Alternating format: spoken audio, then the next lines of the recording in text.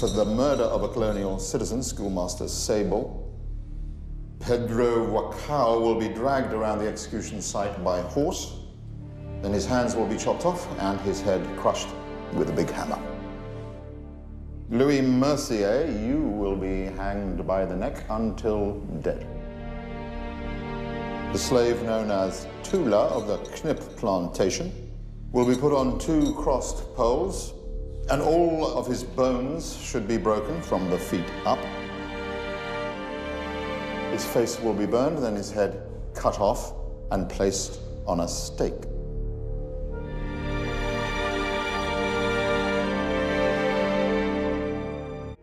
Shalom. This is the brother Azan Ha Ahmath back at you with another lesson. And I pray this lesson is edifying to the lambs of Yahweh Ba'ashem, Yahweh Shai Ba'ashem, Rakahak Wadash and double honors, to the elders and apostles of Great Millstone who do but well, and Shalom to the large multitude in the house of David who the Lord's going to have mercy on. Now this is Joel 3 and 6. The children also of Judah and the children of Jerusalem have you sold unto the Grecians, that you might remove them far from their border. Behold, I will raise them up out of the place whether you have sold them, and I will return your recompense upon your own head. I will sell your sons and your daughters into the hand of the children of Judah, and they shall sell them to the Sabians, to a people far off, for the Lord hath spoken it. So if the Lord spoke it, it will come to pass. That's the future judgment on this nation. Deuteronomy 28 was a prophecy written thousands of years that's affected you in this current day. And just to touch on this subject of slavery, you know, a somewhat taboo subject matter. And we live in a society where it shuns away from the assault of this particular nation of people. The Edomites, they're about false flags and false narratives. And the narrative is that a people was killed by Hitler, the bastards that dwell in Ashdod, by the Balfour Declaration, if you can pick up what I'm putting down. We're supposed to remember their tragedies, but the thousands of years of unrest, living in doubt. And I know literally every day you hear us speak against the so-called white man. But when you examine what they've done and the evil in their hearts, when you read Psalms 44 and 22, it says, yeah, for the sake we are killed all the day long. We are counted as sheep for the slaughter, and aren't we? Haven't we been? Doesn't he hate us without a cause? This is what we're showing you. They have slaughtered millions of Israelites. So how can we not prophesy against this man? It's a commandment in the book of Ezekiel, the 35th chapter. It says, Son of man, set thy face against Mount Seir and prophesy against it. So we're being obedient to the Spirit, prophesying against this nation. We're showing you why you should remember, not what happened in Germany in 1933. There's no sympathy for this nation. What ounce of mercy was and has been shown to the so-called Jews and the Israelites of the 12 tribes of Israel in the Americas? None. No mercy has been shown to us, which is why we're going back to slavery, showing you his history. And this Edomite, he has a nasty spirit. The lust of murder and rape is in his heart. The scriptures say war is in his heart. And we live in a society that says it's about the home of the brave and the land of the free. Well, even in the event of your American Revolutionary Wars, which was fought between the North and the South over the possession of slaves, your civil wars, you made sure Israelites were on the front line to get killed. The amount of blood on this nation's hands is unsurmountable. We're not supposed to call out the sins of these people, this nation. We have the evidence. The books have been opened on this people. You've been revealed through the clues in the scriptures. Not only that, your faces, the records, the history, and prophecy is against you. You celebrate your murderers, your debaucherous devils in the past that ruled over Jake by putting up statues. These people who we're showing you, this is their history. This is what they've done. And speaking of debaucherous devils, why is there a Columbus Day? What was so brave about colonialism? Rape, free labor, and murder. What was so great about that? The scriptures say no flesh will be saved if the Lord doesn't save us from these people. The Northern Kingdom, our brothers, for over 2,000 years, they was already established, living off the land, thriving on natural resources and what the Lord provided. And then what happened? The arrival of Cristobal Colon coming from Spain in 1492, and the curses came with him. Everything we're showing you is proof that we are the people of the Bible, that we are the people of the curses, right? Because Columbus befriended the Taínos and then enslaved them, gained their trust, and then put them in slavery, right? The scriptures say in Sirach 12:10, never trust thine enemy, for like iron rusteth, so is his wickedness. Isn't that the truth? Sirach 12:12, set him not by thee, lest when he have overthrown thee, he stand up in thy place.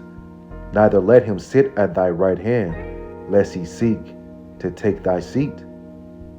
Verse 15, for a while he will abide with thee, but if thou begin to fall, he will not tarry. It says, an enemy speaketh sweetly with his lips, but in his heart he imagineth how to throw thee into a pit. This is the identity of this Edomite nation. This is why we're showing you the fruits of his actions. It says he will weep with his eyes, but if he find opportunity, he will not be satisfied with blood, because they are a salacious, devilish people. He's not satisfied with blood, which is why they're going to want to put that chip in us. Sirach 12:17, if adversity come upon thee, thou shalt find him there first. And though he pretend to help thee, yet he shall undermine thee. This is the people who the Lord has indignation with forever. And this is one of the first examples in modern recorded history when an Israelite cannot and should not ever trust your enemies. We can go back to the wound of Rebekah. The rebellious seed of the nation of Edom was born crooked. Ecclesiastes 7:13. Consider the work of God, for who can make that straight which he hath made crooked? He made these people crooked. Were they just lust for death over the melanated so-called black man, Native American, and Hispanic? There's no good that can come from them. When we read Psalms 58:3, it says the wicked are estranged from the womb. They go astray as soon as they be born, speaking lies because there's no truth in them. Understand this cruel behavior of this soulless nation, of this narcissistic, rapist, murdering seed of satanic vessels of unrighteousness, born to be crooked liars. And the Taínos found that out quick, right? Jake was shackled down in 1492 to 1504, all the way to 1776. We got the dates. The transatlantic slave trade, the sub-Saharan slave trade, led by Ishmael, had Jake on slave blocks, sold Israelites for a bottle of wine, right? The Trail of Tears, Israelite towns flooded into lakes. All this is a part of your holocaustic history.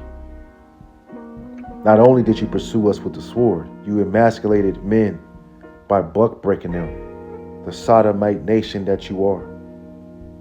And then you give us a slave Bible to obey. What does the scripture say about stealing a man? This is Exodus 21-16. He that stealeth a man and selleth him, or if he be found in his hand, he should surely be put to death, and death is following you. The grave is the end sentence for the nation of Edom. We live in a place in America where they stole men and women and children to work for free. Okay, beating us and tortured and abused babies, and then sold them.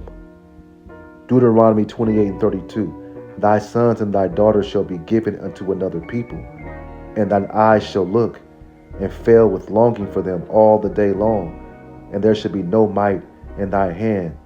Isn't that what happened? You would strip a child from his mother's arms and break up families. You got 5 different family members on 5 different plantations. The scriptures identify these things. These are the curses. And this history wasn't pleasant. The Israelites were taken by force and sold at slave auctions. These were real events, just like their picnics, right? Pick a nigga. We were sold to our enemies. Deuteronomy 28:68 says, you should be sold unto your enemies. And we still in prison. America is a large prison house with rules that you must abide, but they don't follow no laws of Yahweh Ba'ashem Yahushai. The curses say a nation will rise up against us. Deuteronomy 28:41. Thou shalt beget sons and daughters, but thou shalt not enjoy them, for they shall go into captivity. Who does that match up with? And you devils, ever since we've all been in elementary school, that was the first time we've been called niggers. Okay, told to go back to Africa. And even if we wanted to go back to Africa, you can't go. You're in prison. You need a passport to leave this place. And we know that Joe Biden just pardoned his son.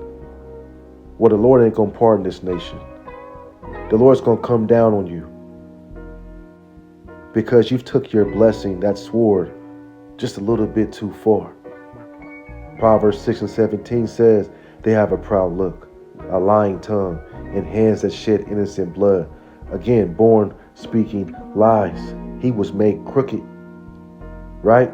Ecclesiastes 7:13, consider the work of God, for who can make that is straight, which he had made crooked?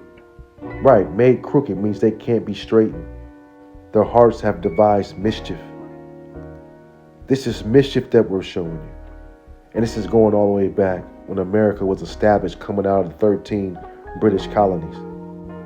And the Most High picked the perfect nation to conquer us. Look at the 2/3. They're absolutely gone. Destroyed.